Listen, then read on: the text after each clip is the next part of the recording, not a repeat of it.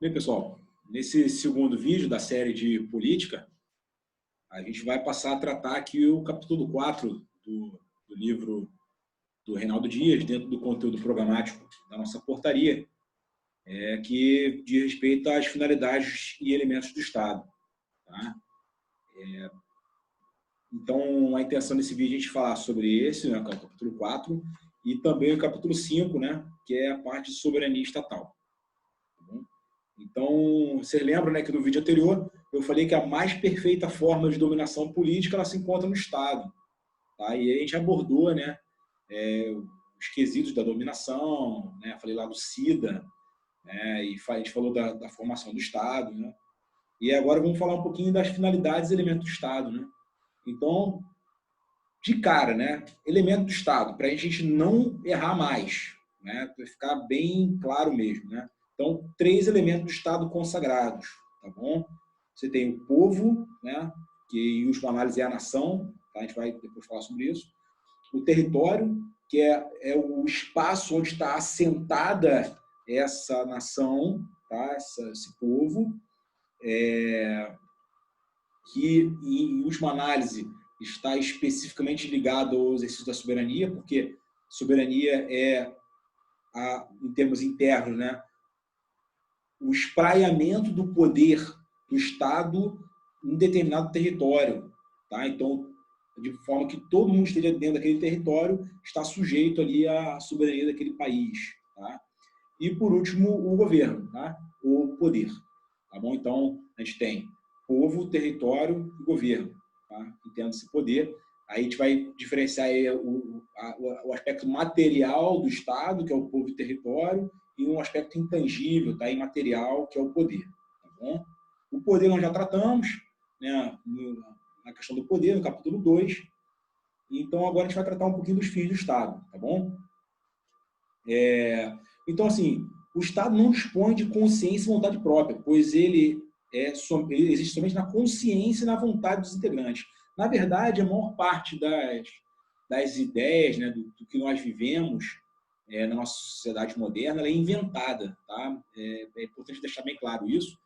E isso, um grande escritor, né, da atualidade chamado Yuval Noah Harari, ele escreveu isso muito bem. Tem um livro dele chamado Homo Sapiens, que ele explica de maneira assim, bastante clara, né, essa questão de como é que o homem inventa símbolos e como que a revolução cognitiva ela produziu esse efeito de evolução do Homo Sapiens no sentido de ele dominar as demais espécies. Tá bom? Mas, para a gente não desviar muito do assunto, é só importante saber disso. Então, assim, em outros fins, pode ser atribuído ao Estado, são os fins últimos das atividades que lhe são atribuídos, tá? Em relação aos seus integrantes.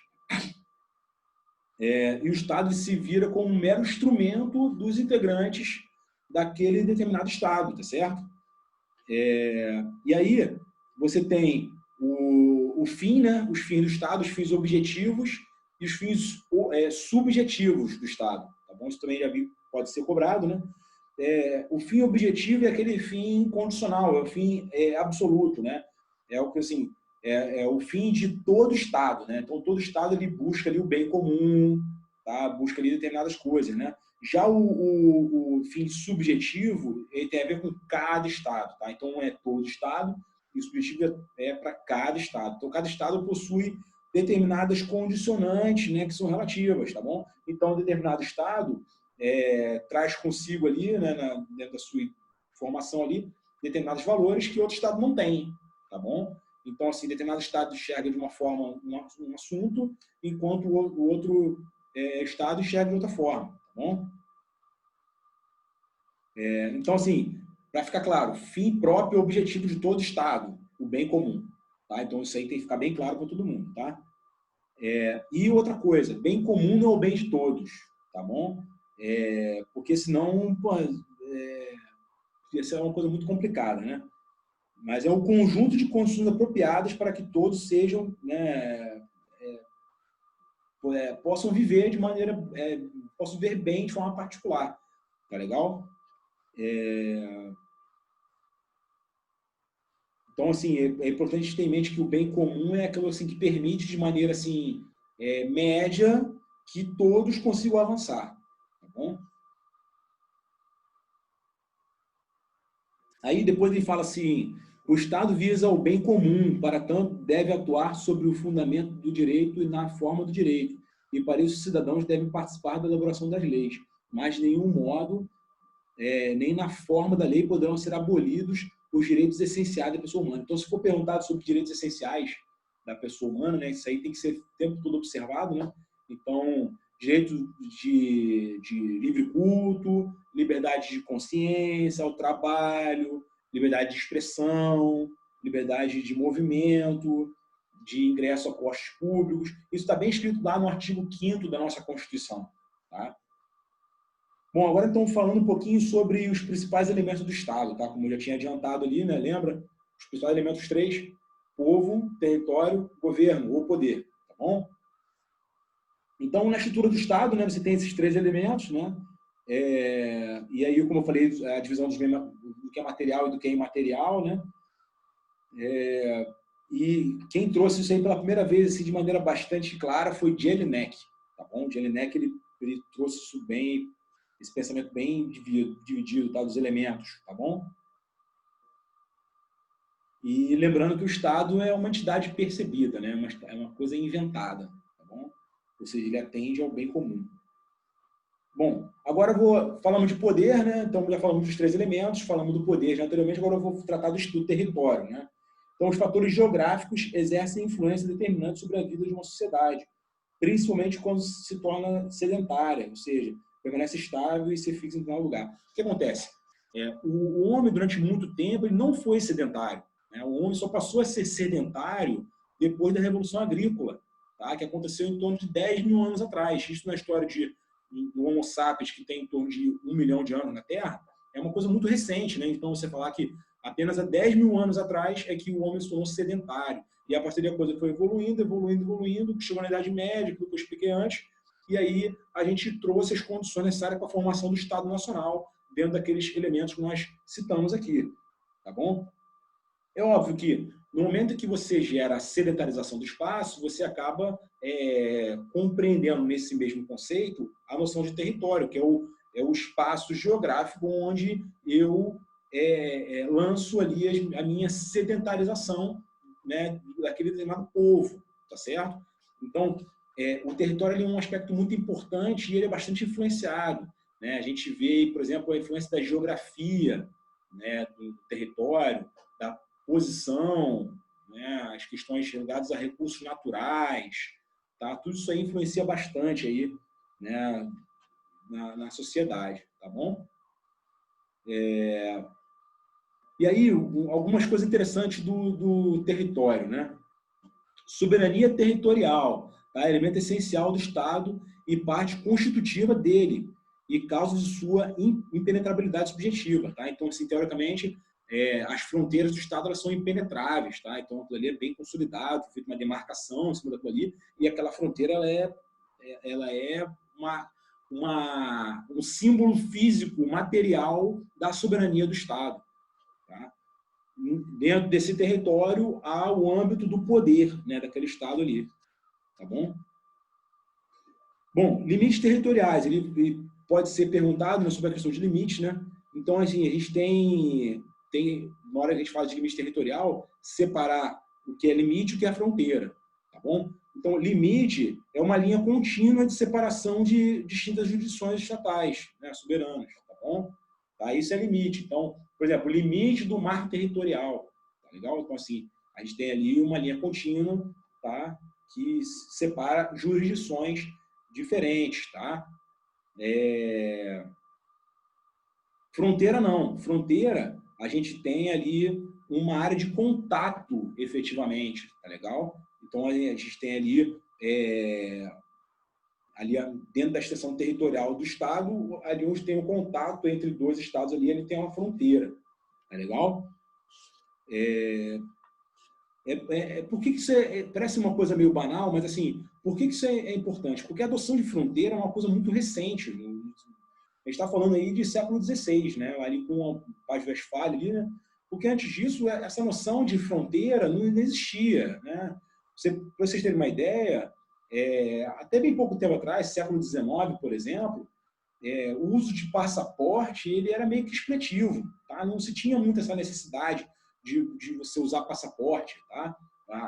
O processo de movimentos das pessoas era muito lento, não era difícil. À medida que a globalização foi chegando, os métodos de transporte foram evoluindo, cada vez se tornou mais urgente essa necessidade da guarda das fronteiras, da importância de você ter fronteiras bem definidas, bem demarcadas, tá certo?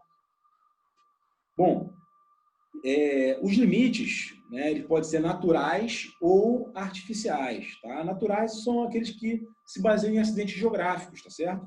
E os artificiais são resultados de um ideal, né, uma linha ideal que foi traçada em função de coordenadas geográficas. Tá bom? E o limite é resultado de convenções que são oriundas de demarcações. Tá? Então, não sei se pode ser cobrado isso, mas é importante saber como é que funciona. Tá? Bom, soberania estatal, né? Soberania territorial, desculpa.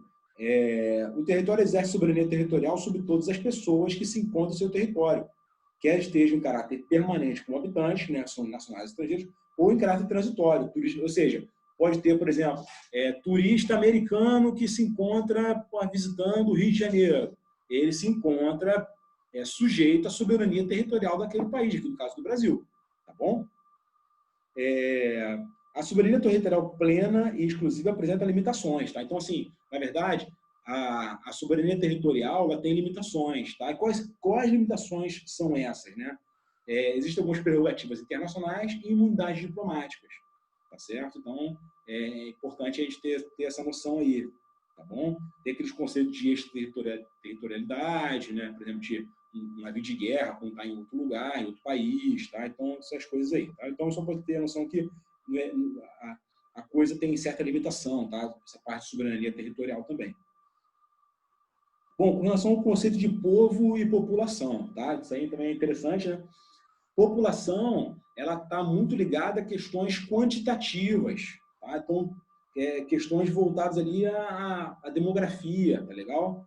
É um conceito fundamentalmente demográfico, tá bom?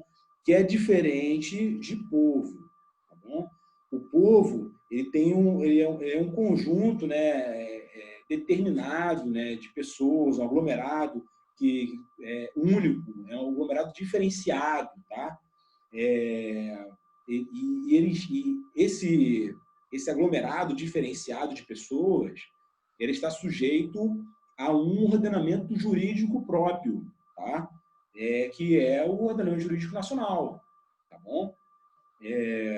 Então, uma vez constituído o grupo, este assume com suas finalidades sociais a satisfação das necessidades coletivas, tá?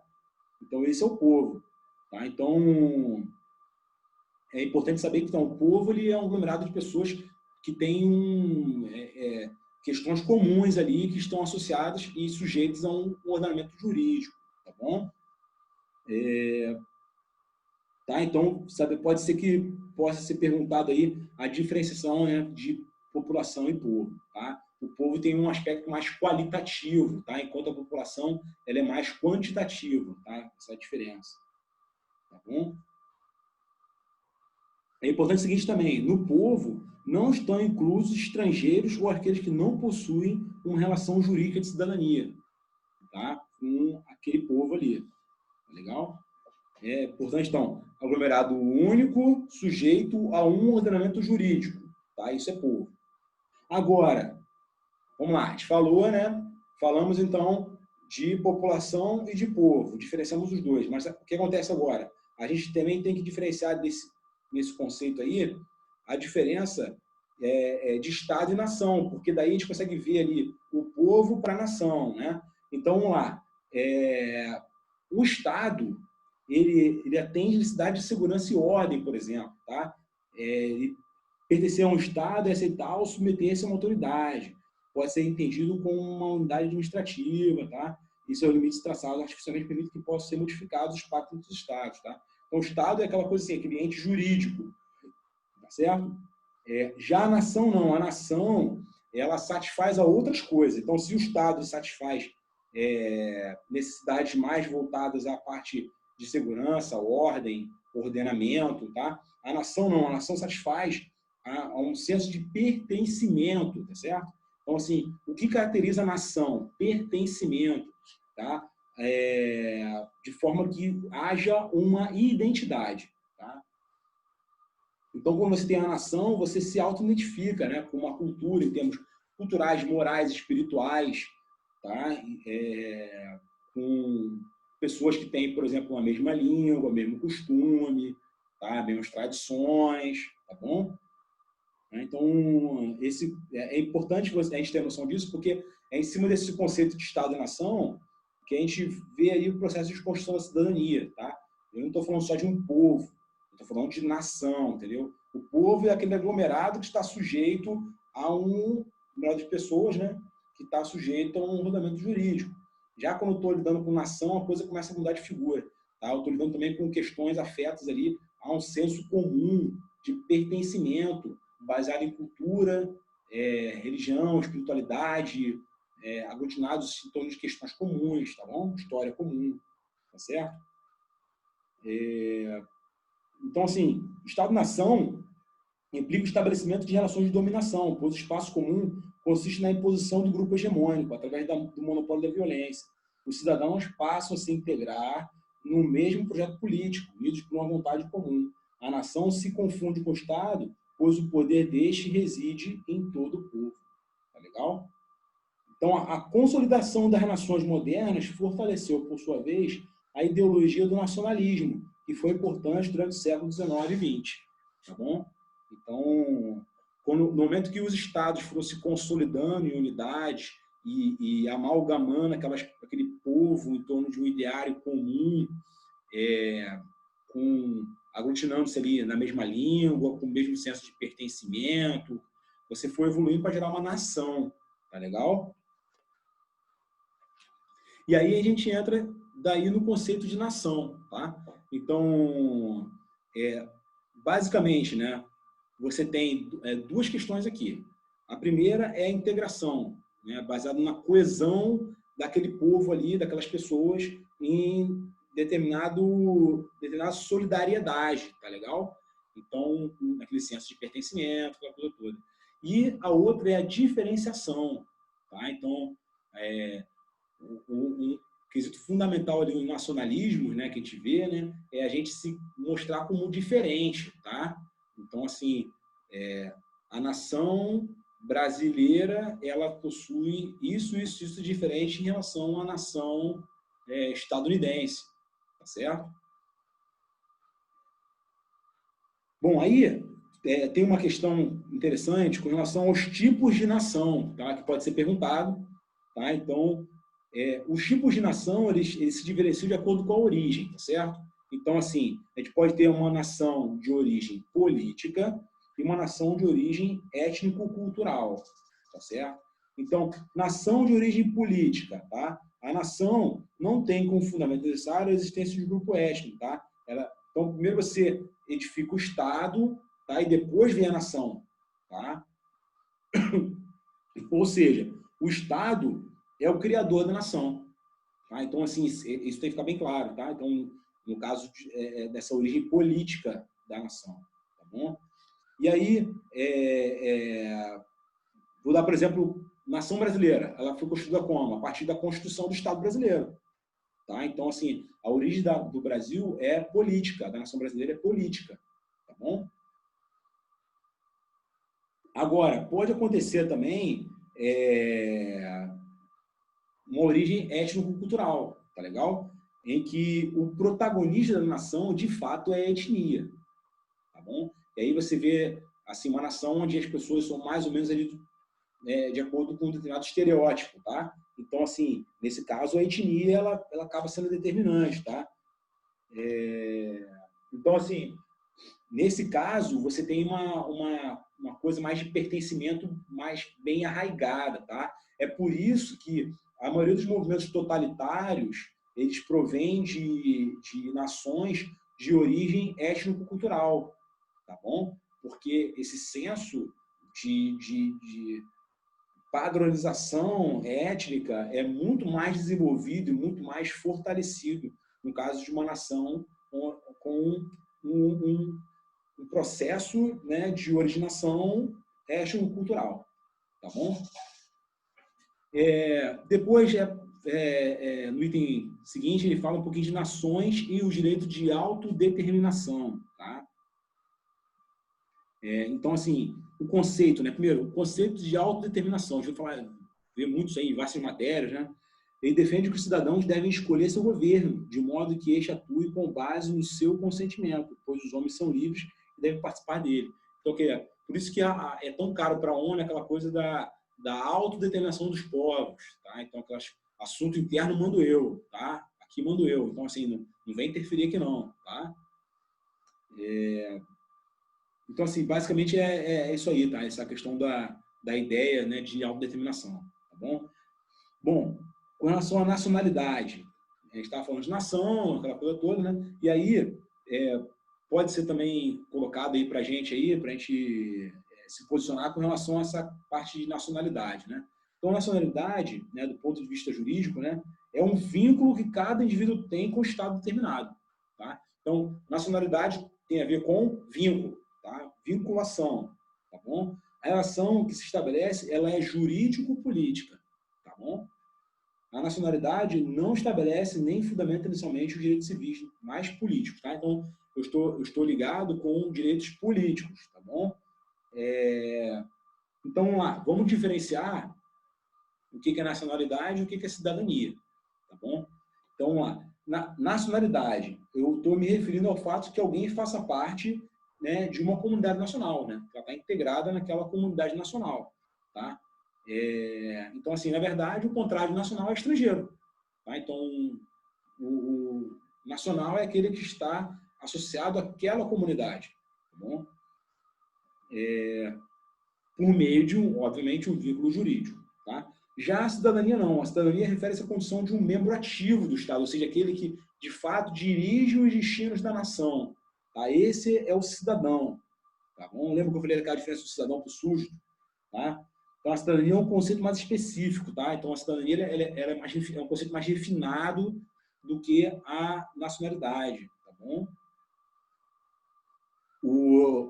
O cidadão, ele é sempre nacional, mas o nacional nem sempre é cidadão. Tá legal? Então, isso é uma coisa importante, né? Então, por exemplo, assim, uma criança, né? Uma criança de 3 anos, ela é um nacional. Ela é um nacional ali, né? A nacionalidade dela, vamos supor, ela nasceu no Brasil.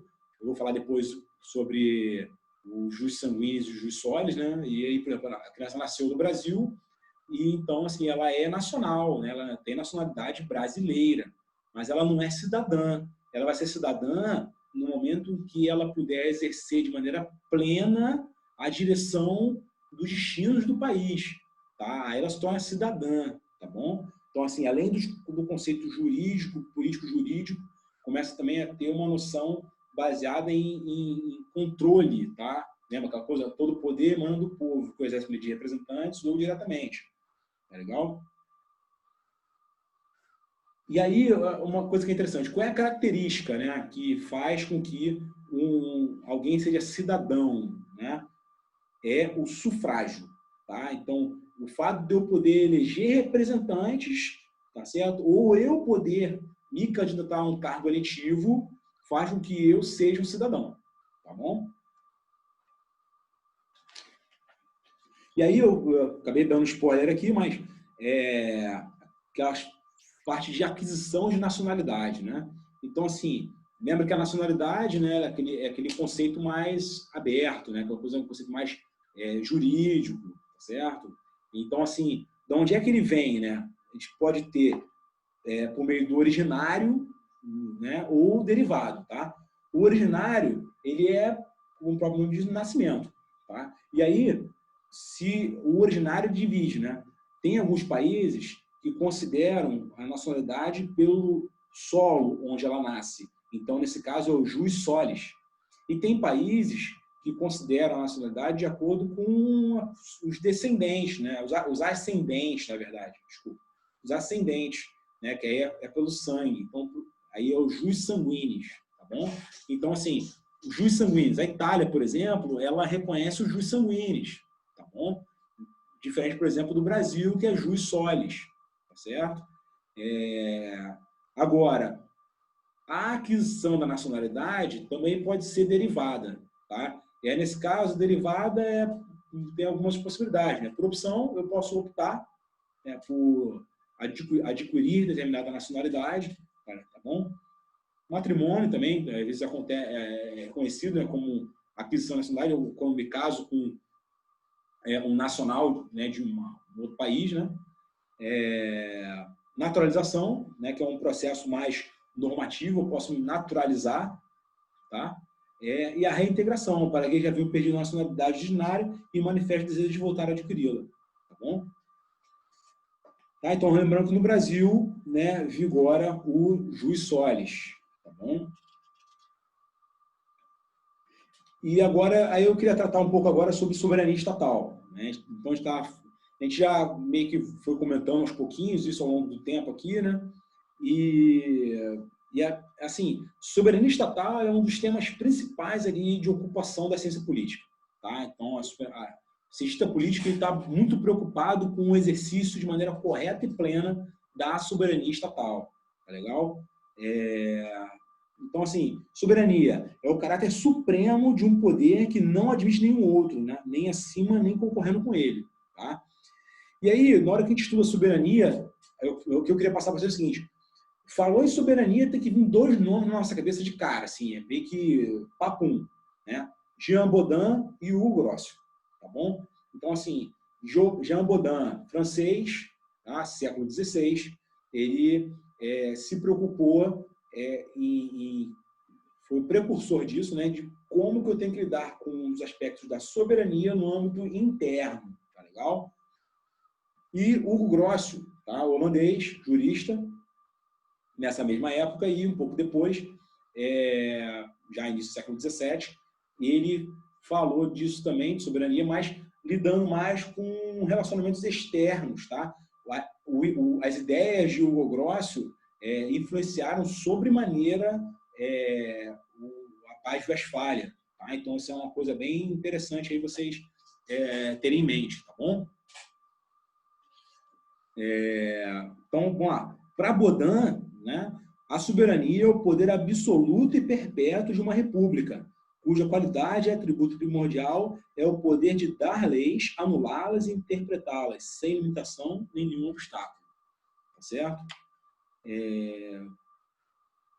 Depois, né, lembra aqui, ó, Bodin, aqui, 1530, 1560.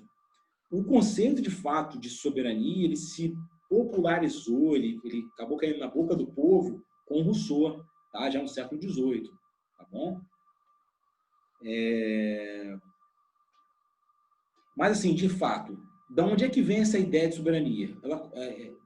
Ela vem que meio que junta ali, ela vem a reboque, né, daquela ideia da centralização do poder no Estado, tá? Do nascimento do Estado moderno.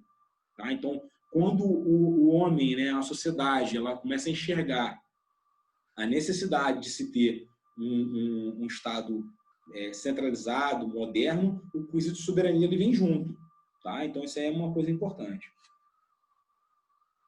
E aí você precisou evoluir, né, em cima de três coisas que eu já cheguei a comentar para que isso acontecesse. A primeira é desvinculação, né, do poder da igreja.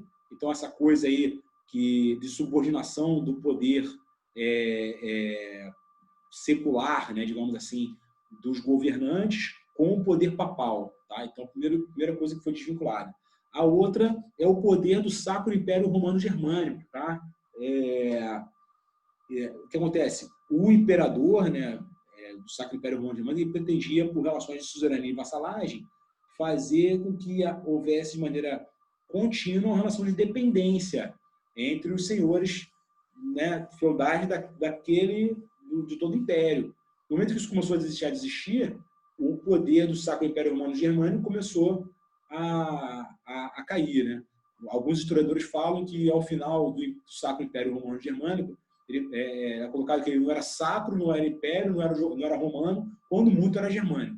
Tá? Então, é bem interessante aí ver como é que esse processo do império foi minguando, né? Se o império foi diminuindo o poder dele. E o feudalismo, né? Porque num poder feudal, no estilo de época onde você tinha ali o feudalismo, não tinha como você ter Estado Nacional. Tá? Se cada feudo você tinha um ordenamento jurídico, cada feudo tinha o seu próprio exército, cada feudo tinha a sua própria forma de sua moeda, a sua forma de escrever, a sua forma de lidar com as relações sociais, seria muito difícil você gerar um Estado Nacional e fazer com que a soberania reinasse ali. Tá? Então, o feudalismo precisava deixar de existir. Tá bom? Então, o conceito de soberania responde, pois, pela necessidade de colocar em destaque o Estado como forma de sociedade política. É uma realidade que descansa em si mesma, dotado de poder originário, irresistível, independente, absoluto e perpétuo. Tá? Então, assim, na prática, as coisas vêm meio que em simbiose ali, tá bom? Estado Nacional moderno, soberania. Tá? Existem algumas ideias implícitas que podem ser cobradas em prova sobre a questão da soberania, tá bom? São três coisas, na verdade, né? A primeira é a supremacia jurídica, tá? A segunda é a autonomia do poder, tá? E a terceira é a fonte originária do poder, tá bom? Existe um mnemônio que é o SAFO, né? Então, S, né? Supremacia jurídica, né? O A é de autonomia do poder e o FO é de fonte originária do poder. Esses três requisitos são as ideias implícitas que existem no conceito de soberania, tá bom? E a gente consegue meio que tirar elas assim, pelo próprio senso comum, tá bom? Então, basicamente, supremacia jurídica tem a ver com que naquele estado ali o mesmo ordenamento jurídico ele é exercido, tá? A autonomia do poder, porque só aquele Estado exerce poder ali, não admite concorrência, ele é originário, tá? Então, assim, ele não admite nada externamente acima dele atuando ali e ninguém concorrendo com ele internamente, tá? E fonte originária do poder, porque ele é relacionado em si com o poder que está nele mesmo, tá? Que repousa nele mesmo, tá? Ele detém o poder irresistível, tá bom? Bom, com relação à parte de evolução histórica, lembra que eu falei, então, que é importante, na hora que eu falo de soberania, eu tenho que ter na cabeça esses dois nomes, né? Jean Bodin e o Grosso. Tá? Então, vamos falar um pouquinho agora sobre a evolução histórica do conceito. Tá? Primeiro aí, falar um pouquinho da teoria da soberania. Né? A elaboração do conceito de soberania se deveu aos esforços de diferentes pensadores, mas a sistematização e a clareza do seu conteúdo foi obra de dois grandes intelectos, né? Como eu falei aqui, né? Jean Bodin e o Grosso. Tá? Então, Jean Bodin internamente, o Grosso externamente, tá bom? Então, vamos falar um pouquinho agora de aspecto interno, né? Jean Bodin, tá bom? A obra dele é 1576, né? Os 6 livros da República, tá? Então, Bodin, ele criou aquela diferenciação, né? Do direito e moral, estava meio que em paralelo ali com Maquiavel, né? Que lançou ali a semente ali no meio do livro, né? O Príncipe. E, assim, o Bodin ele criou aquela ideia realmente de separação do direito da moral, ele não separou de fato, assim, ele não tornou esses conceitos estanques, né? Na verdade, ele colocou uma relação de ética, né? Uma inter-relação ética entre esses dois conceitos, tá bom? Até porque são conceitos essenciais, né? Direito e moral são questões essenciais na ciência política, tá bom?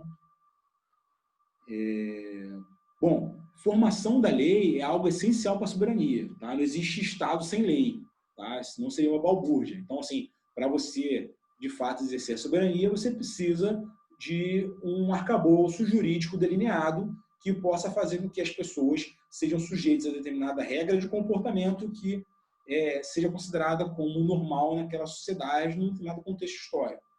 Tá legal? E aí, Bodin ele coloca os estados, pode ser monárquicos, aristocráticos ou democráticos, conforme o poder seja exercido. Né? Uma pessoa, uma minoria ou pela maioria dos cidadãos. Tá bom? Então, essa aí que é a ideia de Jean Bodin. Tá bom? Então, assim, uma coisa importante, estava deixando passar isso aqui batido.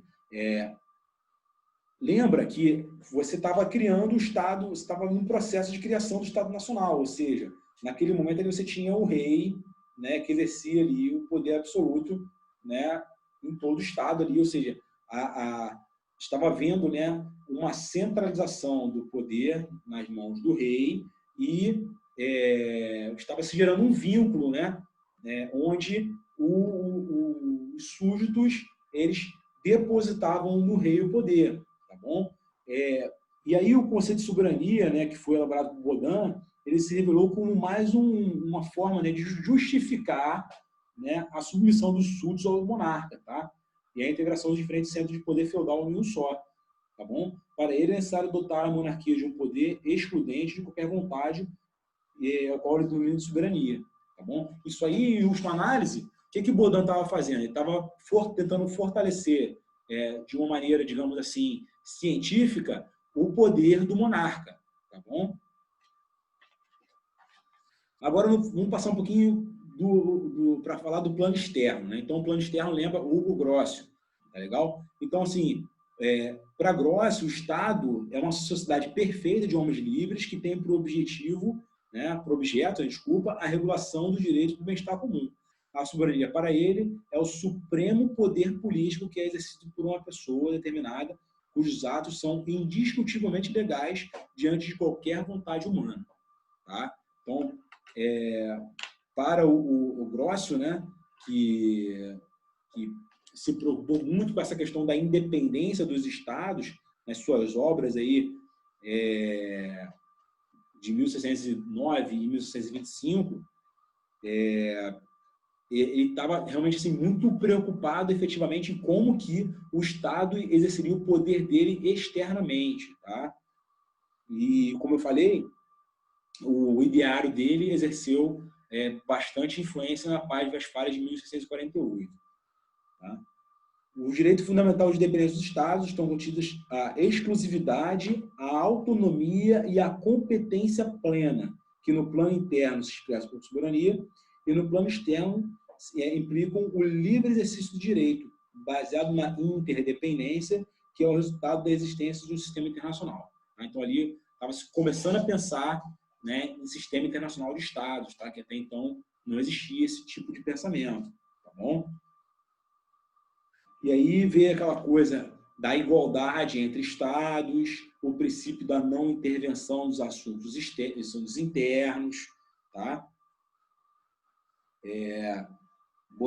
Grosso falava que o gerenciamento externo dos assuntos internos configura ingerência ilícita, tá? Então é bem interessante essa ideia, tá?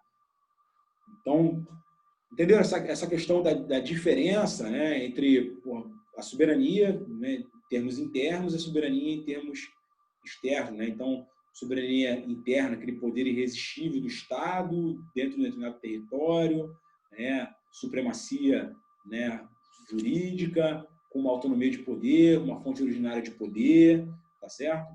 E aí depois no externo, aquela ideia da igualdade dos Estados e da não interferência interna, tá bom? Agora, tratar um pouquinho de soberania e território, né? Então, sendo o território um dos aspectos que apresentam clareza e delimitação clara, constitui o âmbito da atuação do Estado no que tange à execução de suas funções, pois constitui um fator essencial para o exercício de sua atividade social. Tá? Lembra que eu falei? O território ele é meio que um aspecto material, né? Ele caracteriza materialmente o poder do Estado, né? Então, assim, é interessante olhar para essa perspectiva, tá? O fato a ser destacado é que a soberania somente existe na medida em que se atribui com caráter exclusivo à esfera territorial onde o poder é exercido. Isso mostra o caráter essencial da territorialidade, tá?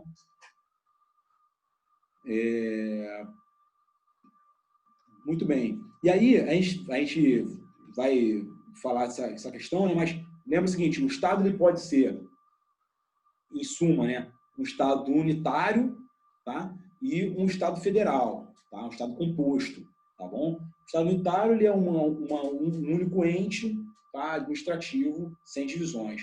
Já o Estado composto ele pode ser dividido em federações, tá? Que é uma divisão política do próprio Estado, tá bom? A gente vai falar sobre isso depois com mais clareza e detalhamento aí, tá bom? Bom, depois o livro fala sobre os problemas atuais no conceito de soberania, tá? Então, assim, o fato é, Embora o Estado Nacional continue sendo a forma mais importante de organização política da sociedade internacional e o principal depositário do poder da lei, sua principal característica simbólica, a soberania nacional, está sendo cada vez mais questionada. Ou seja, aquela coisa da soberania nacional como o caráter simbólico, efetivamente, do poder do Estado, está sendo cada vez mais questionado. Por quê? Porque cada vez mais você tem outras fontes de poder que estão influindo sobre as decisões do Estado, né? Então, você tem organizações intergovernamentais, você tem ONGs, você tem companhias multinacionais, você tem os movimentos que desafiam o Estado, né? Globalização, movimentos etnonacionais, os movimentos, né, do fundamentalismo religioso, e também o fundamentalismo étnico, né? Então, assim, tudo isso aí né, os crimes transnacionais, tudo isso aí são desafios, né, para a soberania do Estado, tá? Então, enfim, com isso a gente falou, né? Então, só recapitulando, né? A gente enumerou aqui as finalidades dos elementos do Estado, né? Então, falamos para que existe o Estado, características objetivas e subjetivas. Falamos dos elementos que o compõem, materiais e imateriais, tá? Falamos depois também de cada um deles, né? Do que é o território, como é que ele está composto, limite, fronteira. Depois também falamos um pouquinho aí sobre povo, o que é população, o que é povo, o que é nação, o que é nacionalidade, o que é cidadania. Tá? Então, cada um desses quesitos aí acho que é importante o pessoal dar uma lida e entender bem a diferença. E depois a gente falou da soberania estatal.